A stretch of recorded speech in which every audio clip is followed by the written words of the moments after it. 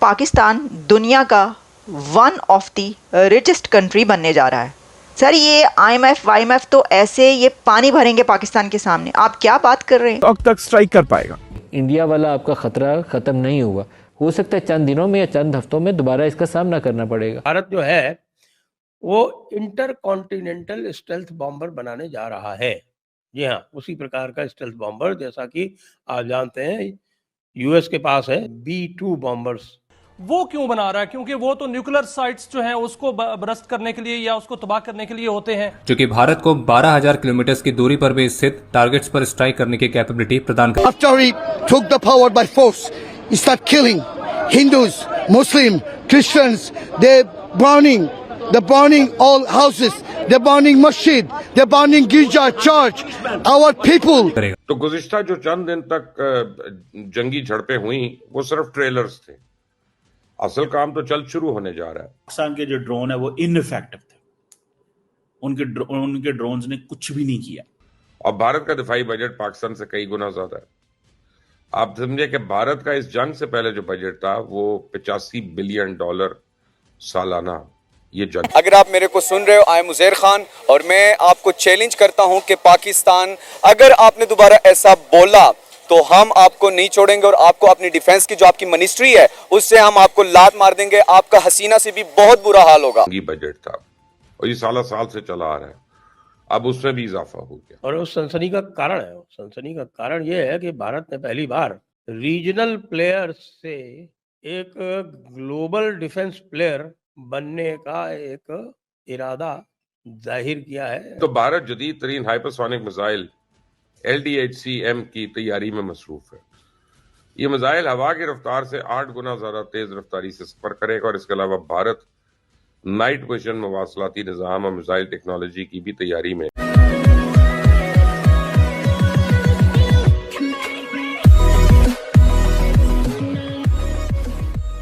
नमस्कार दोस्तों, पिछले दिनों हमने एक न्यूज़ सुनी थी B-2 बॉम्बर के बारे में, जो कि अमेरिका का एक एयरक्राफ्ट है और वो इतनी ऊंचाई पर उड़ता है कि उसको डिटेक्ट करना भी मुश्किल है। और उसने ईरान पर बॉम्बिंग की थी और जो वहाँ पर न्यूक्लियर जो फैसिलिटीज़ जो बन रही थी उसको डिस्ट्रॉय करने की बात की थी। और उसमें अगर आपको याद हो तो एक वो उस टाइप के बम भी फेंके गए थे जो कि बंकर को तोड़ सके, बंकर बस्टर जो थे। अब यहाँ पर बात हो रही कि इंडिया भी एक बॉम्बर बना रहा है जिससे तकरीबन हो सकती है उसकी कैपेसिटी 12,000 किलोमीटर की हो और जो बिना रिफ्यूलिंग करे यूएस पहुँच सकता है विथ ब्रह्मोस मिसाइल्स। अब ये बहुत बड़ी बात है भाई। अगर मान लीजिए इस टाइप की डेवलपमेंट होती है तो फिर कहाँ गई वो यूएस की एक हाथ वाली सत्ता कि नहीं पूरी दुनिया में हम ही सिर्फ महासत्ता है, हम ही सिर्फ सुपर पावर है, बाकी सब तो बस यहाँ पर ऐसे ही कचरा है। जब इस टाइप के चैलेंजेस यूएस को मिलते हैं ना तब उनको बिल्कुल अच्छा नहीं लगता। इसी के साथ ही वीडियो शुरू करते हैं। और हाँ दोस्तों, सुपर थैंक्स के जरिए हमारी मदद करना ना भूलें। इसको बोलते हैं स्ट्रेटेजिक लीक। और वो स्ट्रेटेजिक लीक क्या है? वो स्ट्रेटेजिक लीक ये है कि भारत जो है वो इंटर कॉन्टिनेंटल स्टेल्थ बॉम्बर बनाने जा रहा है। जी हाँ, उसी प्रकार का स्टेल्थ बॉम्बर जैसा कि आप जानते हैं यूएस के पास है, स्ट्रेटेजिक बॉम्बर बोलते हैं जिसको, जो कि न्यूक्लियर वेपन्स भी कैरी कर सकता है। और वो स्ट्रेटेजिक बॉम्बर यूएस के पास है और चाइना बना रहा है और सबसे जो बड़ा है वो है रशिया के पास में। अभी आपने देखा होगा कि जब ईरान और इजराइल में युद्ध हुआ था तो ईरान के जो न्यूक्लियर इंस्टॉलेशन थी सबसे बड़ी, उसको हिट करने के लिए B-2 बॉम्बर्स आए थे, B-2 स्टेल्थ बॉम्बर्स। वो उसी प्रकार के बॉम्बर हैं जो विंगलेस, यानी नो फिन्स, विंगलेस और रडरलेस, वो उस तरह के जो बॉम्बर्स थे वो आए थे, फ्यूज्ड रडर वाले, जिसको देखने से लगता है जैसे कि कोई भूत चढ़ा आ रहा हो और जिसके कि कोई हाथ पांव ही ना हो, फ्यूज्ड विंग्स, रडरलेस, अजीब सा दिखता है।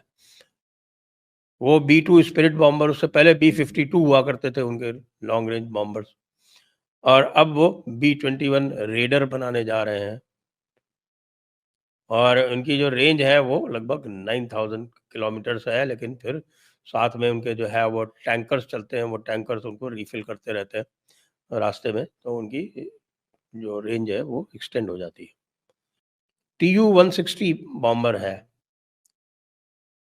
रशिया का, वो सबसे घातक है। उसके करीब पेलोड जो है वो 40 टन आ सकता है उसमें, 40 टन। ये जो मैंने आपको B2 बताया, ये B2 की कैपेसिटी जो है वो करीब 20 टन की है। और इसमें ये आप जानते हैं कि जब ये चले थे यहाँ पर बमबारी करने ईरान में, तो वो 15 टन वाला जो उनका मदर ऑफ ऑल बॉम्ब्स है, वो 15 टन वाला बॉम्ब लेके चल रहे थे।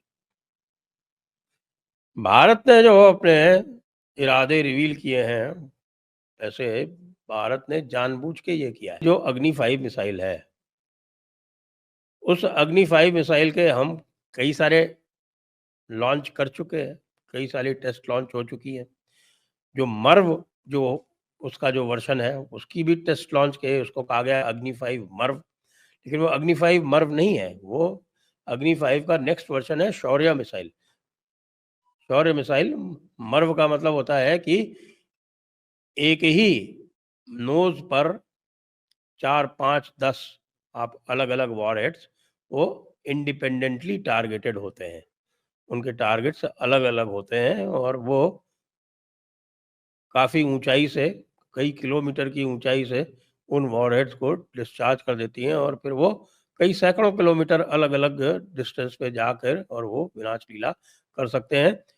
ये न्यूक्लियर मिसाइल्स के लिए उपयोग में आते हैं। मर्व का मतलब होता है multiple independently targeted re entry vehicle, ये हुआ मर्व। तो ये जो शौर्य था, इसको हमने ये एडवर्टाइज किया कि नहीं साहब इसकी 5000 से 8000 किलोमीटर की इसकी रेंज है, लेकिन वस्तुतः इसकी रेंज जो है वो 15000 किलोमीटर है। अब 15000 किलोमीटर का मतलब ये हुआ कि वो यूएस में कहीं भी कोई भी टारगेट स्ट्राइक कर सकती है।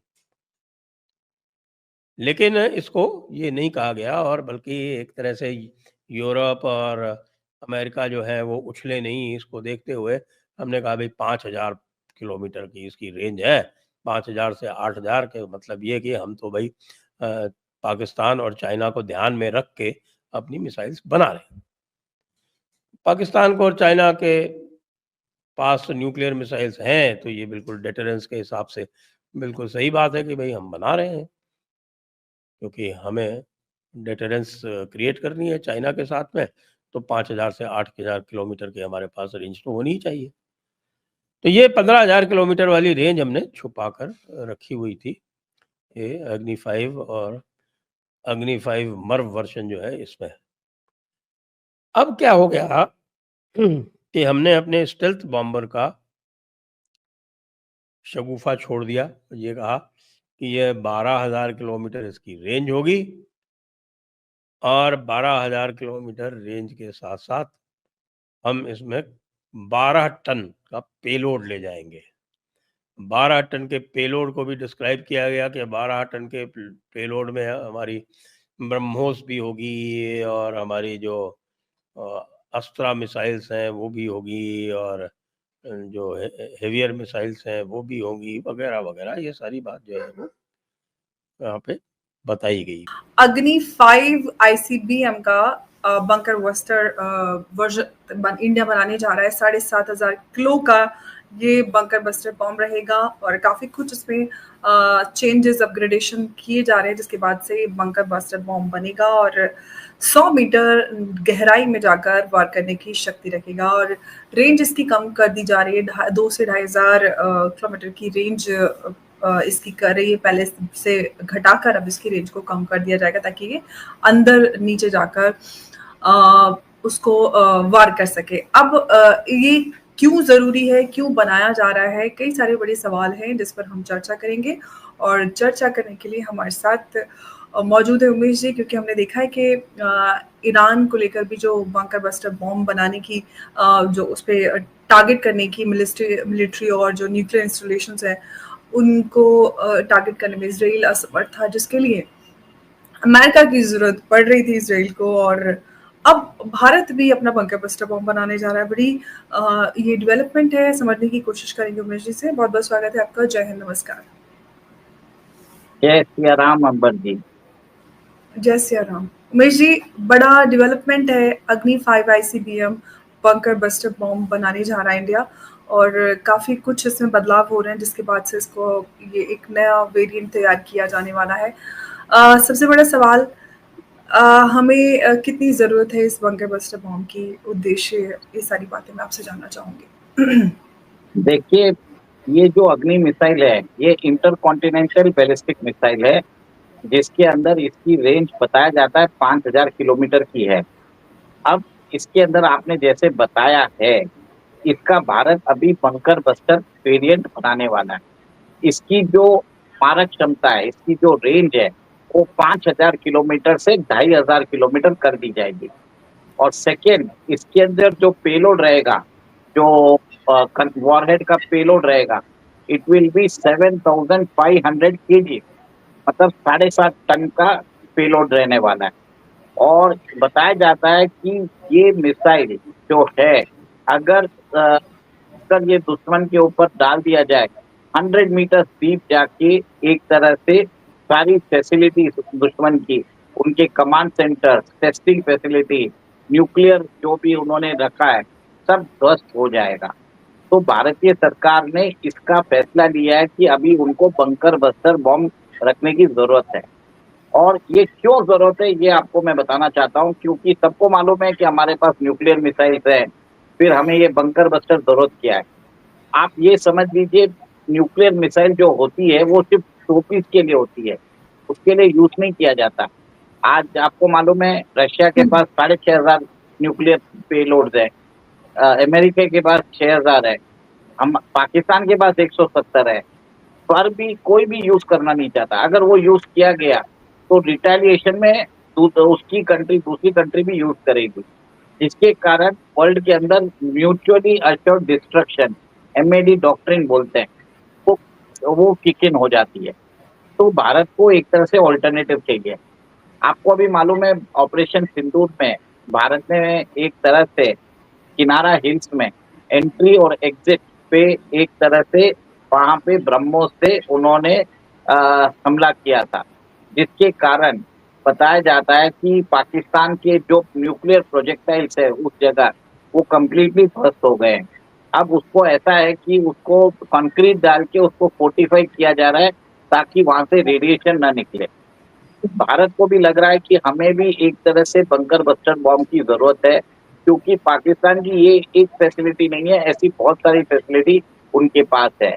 और अगले बार अगर युद्ध होता है तो हमारा ये बंकर बस्टर बॉम्ब पाकिस्तान की न्यूक्लियर फैसिलिटी जो अंडरग्राउंड है, जैसे किनारा में थी, वैसे जाके स्ट्राइक करेगा और वहां पे वो सारे उनके कमांड सेंटर खत्म कर देगा। है इस वक्त बड़ा interesting, Bharat is making the mother of all bombs, and इस न्यूज से इस वक्त पाकिस्तान, बांग्लादेश, चाइना, USA तो शॉक्ड हैं। रशियंस और इजरायलीज थोड़े सरप्राइज हैं, क्योंकि हमारे थोड़े फ्रेंड वाले सर्कल की तरफ आते हैं। क्या मुद्दा समझते हैं? Umesh, let's get started, the platform is yours. जी, आप टर्की को भूल गई, और टर्की एर्दोगान को भूल गए।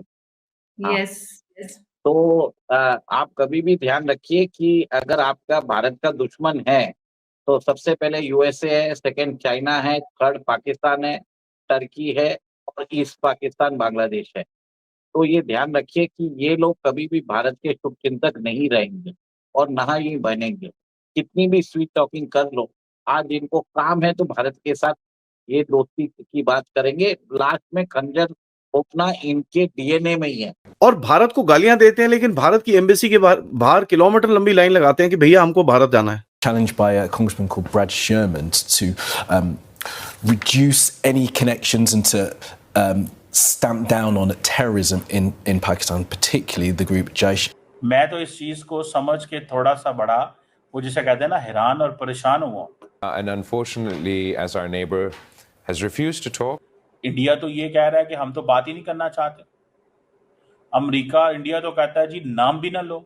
Terror groups within Pakistan. ये देखें, आज देखें, ये बिलावल भुट्टो जरदारी ने चैटम हाउस में ये बात की है। पाकिस्तान जिस तरह की मैस में गिरफ्तार हो गया है इंटरनल पॉलिटिक्स में, तो जिस तरह की आइसोलेशन में चला गया है रीजनल पॉलिटिक्स में, और जिस तनाई का शिकार हो गया है इंटरनेशनल पॉलिटिक्स में, उसको सामने रखते हुए तो आप पूरे दावे से कह सकते हैं कि पाकिस्तान अपनी स्पेस जो है वो खो चुका है। एक नई नॉर्मल या नई न्यू नॉर्म एस्टेब्लिश हो रही है जिसमें पाकिस्तान के पास रिएक्ट करने के लिए बहुत ज़्यादा स्पेस नहीं है। बिकॉज अगर आज आपकी वाटर अवेलेबिलिटी 13% कम हो गई है तो और चंद महीनों में ये 15% या 20% कम हो जाएगी, फिर ये 23% या 25% कम हो जाएगी। जिसके बाद इंडिया ये कह रहा है कि इसके पीछे 4 लोग मौजूद थे, ISI की ये सारी प्लानिंग थी, ISI ने ये अटैक करवाया और वहाँ पर ये पूछा गया था कि क्या आप हिंदुओं को स्पेशल वहाँ पर टारगेट किया गया। अब भारत के अंदर 334 बिलियनियर्स बन चुके हैं लोग। जून 5 तक की सूरत हाल ये है कि इंडस वाटर सिस्टम के अंदर जो पाकिस्तान को पानी की अवेलेबिलिटी हुई है वो 13% कम है, 13.3% कम है। There is no rehyphenation or hyphenation between both the countries. वो कहते हैं भूल जाएं, ये तो कुछ मुमकिनात में से शामिल ही नहीं है। भारत का ये कहना है कि जबकि जो दहशतगर्दी है वो प्रोड्यूस करने वाला मुल्क ही पाकिस्तान है। जीत की बात की है हम, उनका एक भी जो एजेंट है वो कभी इंटरनेशनल कोर्ट ऑफ जस्टिस में प्रूफ नहीं कर पाए और उन लोगों ने हमारे जो है वो जेलों में डाले हुए हैं। ये क्या मसला है, ये क्या चक्कर है?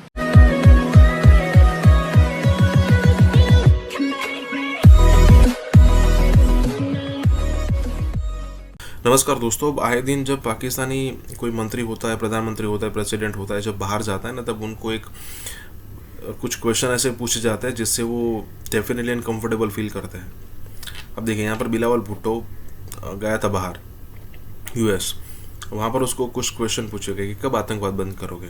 अब उसका सिर्फ और सिर्फ कहना ये होता है कि देखिए भाई, हमारे पड़ोसी ऐसा है, तुम आखिरकार क्या करें, हम अगर तैयार नहीं रहेंगे तो मतलब एग्जाम्पल देने के लिए तो बहुत सारे एग्जाम्पल दिए जा सकते हैं कि आज तक ना ही इंडिया बांग्लादेश हुआ है, ना ही इंडिया नेपाल हुआ है, ना ही इंडिया भूटान हुआ है। अगर चाइना के साथ 62 वाली सिचुएशन हम ना काउंट करें तो उसके बाद वहाँ पर भी शांति है, कोई बड़ी लड़ाई तो हुई नहीं है।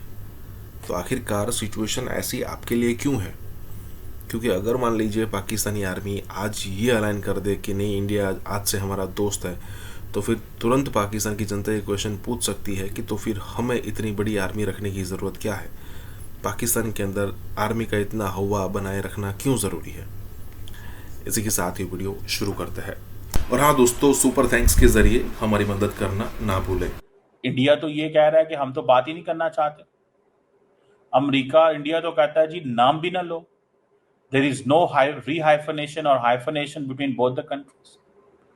वो कहते हैं भूल जाएं, ये तो कुछ मुमकिनात में से शामिल ही नहीं है।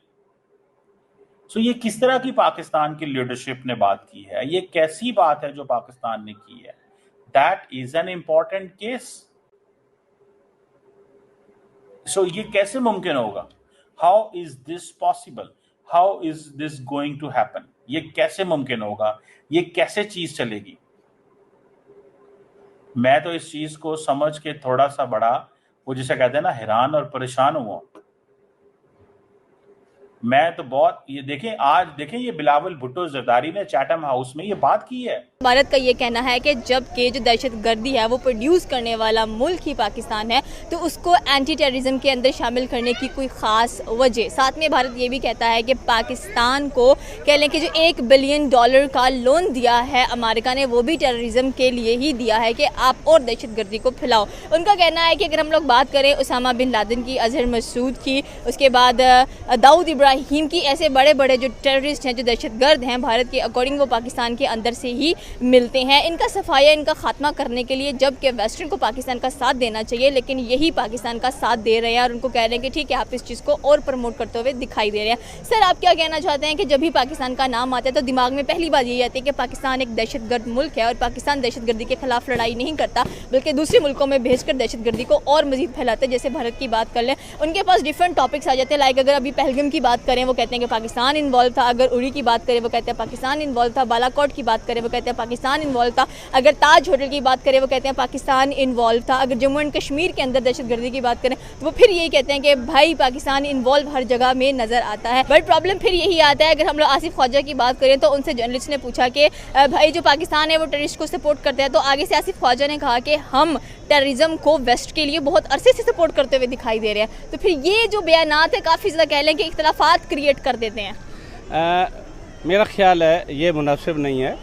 एक पूरा ये हमारा वसी एरिया, बल्कि हमने दूसरे मुल्कों की जंग भी लड़ी है, उनकी जानों को बचाने के लिए हमने अपनी कुर्बानियाँ पेश की हैं, जिसमें हमारा नुकसान सबसे ज़्यादा हुआ है। ये इंडिया का शोर करना वो मेरा ख्याल है अच्छा नहीं है। तो फिर भारत हर टाइम क्यों शोर करता रहता है कि अगर कुछ भी भारत में होता है तो पाकिस्तान, पहला इल्ज़ाम पाकिस्तान पर आता है। बट अगर देखा जाए तो अगर हम लोग पुलवामा अटैक की बात करें तो उसमें भी बहुत सारी ऐसी क्लिप्स नज़र आती हैं जहाँ पर हमारे खुद असम्बली के मेंबर्स एक्सेप्ट कर रहे होते हैं भाई कि ठीक है, जो ताज होटल का हमला भी हमने करवा दिया। उसके बाद अभिनंदन जब पाकिस्तान में पकड़े गए 2019 की अगर हम लोग बात करें तो हमारे ही पार्लियामेंट के लोग बता रहे होते हैं कि भाई हमारे आर्मी चीफ की हालत ऐसी हो गई, ये हो गई, वो हो गई। तो फिर इसमें आप क्या कहना चाहते हैं कि पाकिस्तान को लोग क्यों एज ए टेररिस्ट देखते हैं, पाकिस्तान को क्यों एज ए कैंसर देखा जाता है, जबकि जो लोग विजिट करते हैं उनकी राय टोटली बदल जाती है? इसमें वाकई वो मीडिया में जो इंडिया है वो कोई भी मौका जाने नहीं देता। ईमान क्वेश्चन करना चाहूँगी कि व्हेनेवर कोई भी बात आती है तो इस्लाम लाजमी बीच में आता है, रिलीजन लाजमी बीच में आता है। जहाँ पर अभी वॉर रिसेंटली हुआ यहाँ पर भी जंग, इस्लाम और कह लें कि जिहाद, इन सारी चीज़ों को काफ़ी प्रमोट किया गया है, काफ़ी देखा गया है। तो इसकी क्या चीज़ है कि whenever Muslims talk about the war, they talk about the जिहाद, और कहते हैं कि इस्लाम कहते हैं कि अगर तुम पर जंग वाजिब हो गई है तो तुम्हें जंग करनी ही है। अब ट्रीटी कमीशन की जो रिपोर्ट है वो ये कहती है कि जून 5 तक की सूरत हाल ये है कि इंडस वाटर सिस्टम के अंदर जो पाकिस्तान को पानी की अवेलेबिलिटी हुई है वो 13% कम है, 13.3% कम है उस पानी की अवेलेबिलिटी के मुकाबले में जो गुज़श्ता बरस 2024 तक इस टाइम पीरियड में पाकिस्तान के पास थी, जिसकी वजह से पंजाब में जो खरीफ की फसल है वो बहुत सीरियसली इफ़ेक्ट हो रही है, उसकी वाटर अवेलेबिलिटी जो है वो कम हो गई। अब इसके अंदर एक ऐसी सूरत हाल, ये जो सूरत हाल डेवलप कर रही है पाकिस्तान के, लेकिन जो step by step incremental development है, इससे एक पानी की अवेलेबिलिटी के हवाले से एक नई नॉर्मल या नई न्यू नॉर्म इस्टेब्लिश हो रही है, जिसमें पाकिस्तान के पास रिएक्ट करने के लिए बहुत ज़्यादा स्पेस नहीं है। बिकॉज अगर आज आपकी वाटर अवेलेबिलिटी 13% कम हो गई है तो और चंद महीनों में ये 15% या 20% कम हो जाएगी, फिर ये 23% या 25% कम हो जाएगी, तो आपको इसकी आदत हो जाएगी। और चंद दिन पहले शहबाज शरीफ साहब ने इस हवाले से कहा भी, पहले जो है वो बलूचिस्तान के मसले को हल करना चाहिए, जो वहाँ पर फैसिलिटीज़ नहीं है उनको हल करना चाहिए। वो तो हमें बलोचियों के साथ डायलॉग करना चाहिए, उनसे हमें नहीं वैसे करना चाहिए, लेकिन जो डायरेक्टली रॉ के साथ इन्वॉल्व है उनके साथ तो कोई डायलॉग नहीं होगा। जीत की बात की है हम, उनका एक भी जो एजेंट है वो कभी इंटरनेशनल कोर्ट ऑफ जस्टिस में प्रूफ नहीं कर पाए, और उन लोगों ने हमारे जो है वो जेलों में डाले हुए हैं। ये क्या मसला है, ये क्या चक्कर है? बस ये जो है ना पाकिस्तान की कमज़ोरी है ये कि हम अच्छे तरीके से डिफेंड नहीं कर सकते। लेकिन जब उनकी इकॉनमी का हाल भी पाकिस्तान के जैसा या उससे भी बुरा हो जाएगा तब शायद उनकी अकल ठिकाने आएगी। रशिया जो है इजराइल इंडिया का पुराना दोस्त है, उन्होंने तो रूस ने अपने 5th जनरेशन फाइटर जेट का पूरा सोर्स कोड देने के साथ साथ उसकी मैन्युफैक्चरिंग प्लांट भारत में लगाने का ऑफर भी दे दिया है। ये कोई आम ऑफर नहीं बल्कि एक ऐतिहासिक कदम है, क्योंकि कोई भी देश अपनी सबसे हाईटेक लड़ाकू विमान की तकनीक इतनी आसानी से किसी को नहीं देता।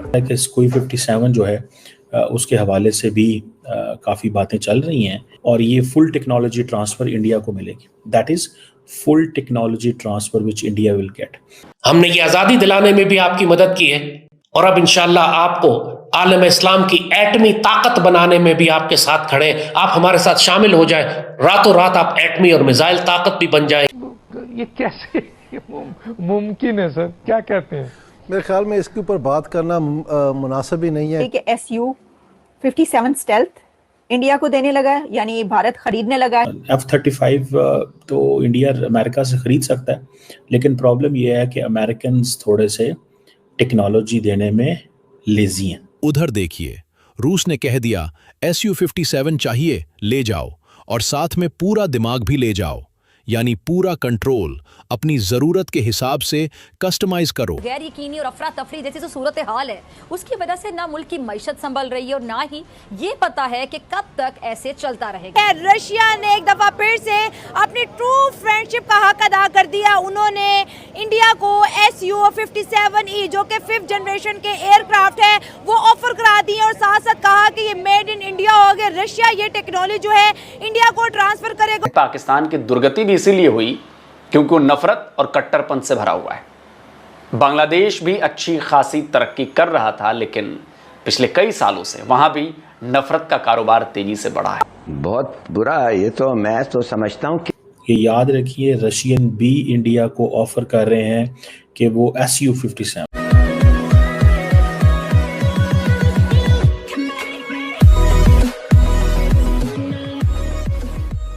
नमस्कार दोस्तों, अगर आपको याद हो तो कुछ दिनों पहले, कुछ महीनों पहले इंडिया जो है, पूरी दुनिया जो है वो इंडिया को 5th जनरेशन फाइटर जेट बेचने की ट्राई कर रही थी। 5th जनरेशन फाइटर जेट, और उसमें F-35 US का भी शामिल था, लेकिन उसके बाद हमने उनको मना कर दिया। अब ये बात हो रही है कि भाई अगर हम Su-57 5th generation fighter jet रसिया से परचेज करते हैं तो उसका सबसे बड़ा एडवांटेज ये होगा कि टेक्नोलॉजी ट्रांसफ़र होगी। मतलब नहीं, ऐसा नहीं सिर्फ होगा कि भाई इंडिया के अंदर वो मैन्युफैक्चरर हो गए, हम वहाँ से परचेज करेंगे, सिर्फ ऐसी बात नहीं है। ऊपर से बात ये भी होगी कि जो टेक्नोलॉजी है, मतलब क्या बनाया है, कैसे बनाया है, और आप भी अगर उसको टेक्नोलॉजी को यूज़ करके कुछ बनाना चाहते हैं तो सारी टेक्नोलॉजी हमें मिल सकती है। और उसका सबसे बड़ा एडवांटेज ये है कि अंदरूनी जो डिटेल कोडिंग होती है ना, वो हमें पूरी मिलेगी। और उससे बेनिफिट ये होगा कि हम उससे इंस्पायर होकर हमारा कुछ बना सकते हैं। वो जो एक लड़त है ना कि भाई हम फाइटर जेट खुद का नहीं बना पा रहे, वो सॉल्यूशन हो जाएगा। इसी के साथ ही वीडियो शुरू करते हैं। और हाँ दोस्तों, सुपर थैंक्स के जरिए हमारी मदद करना ना भूलें। तो बहुत बिग न्यूज के साथ ही हाजिर हो चुकी है। रशिया ने एक दफा फिर से अपनी ट्रू फ्रेंडशिप का हक अदा कर दिया। उन्होंने इंडिया को Su-57E जो कि 5th जनरेशन के एयरक्राफ्ट है वो ऑफर करा दी और साथ साथ कहा कि ये मेड इन इंडिया हो गया। रशिया ये टेक्नोलॉजी जो है इंडिया को ट्रांसफर करेगा और ये 5th जनरेशन के एयरक्राफ्ट इंडिया के अंदर बनेंगे और क्विक डिलीवरी को भी उन्होंने अश्योर किया है इंडिया को। लेकिन अमेरिका ने ऑफर करवाई है F-35 की, या तो वो अमेरिका की साइड लेगा या फिर रशिया की। लेकिन मुझे लगता है कि इंडिया रशिया के ब्लॉक को ज्वाइन करेगा क्योंकि रशिया क्विक डिलीवरी भी दे रहा है और मेड इन इंडिया भी दे रहा है। अवाम की तरफ बढ़ते हैं और जानते हैं उनकी राय। खित्ते के अंदर मिलिट्री बैलेंस रखने के लिए हम अगर चाइना सपोर्ट करता है तो इंडिया को या किसी भी कंट्री को साथ उनके जो रिलेशन जिस कंट्री के साथ अच्छे होंगे वो कंट्री सपोर्ट करेगी। ठीक है। इंडिया को जिस तरह अब रशिया सपोर्ट कर रहा है, अगर रशिया ना सपोर्ट करे तो उन्हें अमेरिका US सपोर्ट करेगा। सही है। लेकिन मेरी ये राय यही है कि किसी भी कंट्री के अंदर अगर आप ट्रेड का बैलेंस अच्छा रखना चाहते हैं तो उस कंट्री को वार से बचाया जाए। जिस कंट्री को आप ऊपर देखना चाहते हैं उस कंट्री के अंदर वार नहीं होनी चाहिए। वार से मुल्क के अंदर बहुत बुरी सूरत हाल, बिजनेस क्राइसिस पैदा होते हैं, इकनॉमिक इंस्टेबिलिटी पैदा होती है। और हमारे तो पाकिस्तान के हालात ऑलरेडी जो है इस लेवल के ऊपर नहीं है। जितनी बड़ी पॉपुलेशन वाला मुल्क है इसके अंदर इकनॉमिक स्टेबिलिटी उस तरह से नहीं है। हमारी पॉपुलेशन के लिहाज से हमारी इकॉनमी इस वक्त 2 to 3 ट्रिलियन USD के इक्विवेलेंट होनी चाहिए थी। एज ए इकनॉमिक स्टूडेंट्स हम इस बात को बेहतर समझते हैं कि पाकिस्तान के पास बहुत ज़्यादा नेचुरल रिसोर्सेज है। पाकिस्तान के रिकॉर्डिंग के अंदर इस वक्त $1.5 ट्रिलियन के रिजर्व्स हैं जिनको हम एफिशिएंटली यूज़ नहीं कर पा रहे और हमें इनको एफिशिएंटली यूज़ करना चाहिए और मुल्कों के आपस के अंदर बाहमी सूरत। आपने बोला कि जो मुल्क के अंदर कैपेबिलिटी है, कैपेसिटी है ट्रेड करने की, उसको वार की तरफ नहीं धकेलना चाहिए। अगर पाकिस्तान के पास 5th जनरेशन एयरक्राफ्ट आता है तो वहाँ पे अमेरिका, रशिया, इंडिया को दे देता है, तो जो मिलिट्री बैलेंस है रीजन के अंदर वो मेंटेन रहता है और ये मेंटेन रहना भी चाहिए ताकि अगर इंडिया के पास 5th और हमारे पास नहीं है तो इंडिया हो सकता है कि हम पे 5th जनरेशन से अटैक कर दे। बाकी आपको पता है कि Su-57 जो है उसके हवाले से भी काफ़ी बातें चल रही हैं कि इंडिया जो है वो Su-57 जो है वो भी लेगा और उसकी बड़ी वो जिसे कहते हैं ना तैयारी करके बैठा हुआ है कि और रशियंस भी ऑफर कर रहे हैं। ये याद रखिए, रशियन भी इंडिया को ऑफर कर रहे हैं कि वो Su-57 जो है वो उसको लें। और अगर इंडियन जो है वो Su-57 ले लेते हैं तो वो समझते हैं कि शायद हम एक ऐसी पोजीशन में आ जाएंगे जो दैट इज़ मच बेटर कि इंडिया के पास स्टेल्थ फाइटर जेट भी आ जाएगा। Su-57 F-35 तो इंडिया अमेरिका से ख़रीद सकता है, लेकिन प्रॉब्लम यह है कि अमेरिकन्स थोड़े से टेक्नोलॉजी देने में लेज़ी हैं, और इसीलिए इंडिया ने जो है इंडिया को रशिया ने प्रपोज़ किया है कि आप Su-57E जिसका वर्जन है स्टिल फाइटर जेट, जिसका काम इसके ऊपर, क्योंकि ये याद रखिएगा वेस्टर्न सैंक्शंस भी लगी हुई हैं, और ये फुल टेक्नोलॉजी ट्रांसफ़र इंडिया को मिलेगी। That is full technology transfer which India will get. ये इंडिया को जनवरी में ये या फरवरी में ये ऑफ़र हुई थी, लेकिन अभी इंडिया जो है वो जा रहा है। अब सुनने में आ रही है जो सुखोई Su-30 एयरक्राफ्ट है, ये इसकी भी जिसे वो कहते हैं ना, वो एक प्रोडक्शन और वो सारा कुछ जारी है। सो इंडियन गवर्नमेंट भाग रही है कि Su-57E लें, 5th generation multi role fighter जो जेट है ये लें, ताकि एडवांस टेक्नोलॉजी है और ताकि पाकिस्तान का मुकाबला कर सके। और इसकी वजह से, और ख़ास तौर पे S-400 की वजह से तो ज़्यादा उनको एडवांटेज हुआ, या एक ज़्यादा उनका था कि इसकी वजह से हमारे बहुत सारे एसेट्स बच गए। यही वजह है कि प्राइम मिनिस्टर मोदी जो है, I think he went to one of the air bases, और वहाँ पे जाके उन्होंने S-400 के आगे खड़े होके ये सारा कुछ तकरीरें वगैरह की।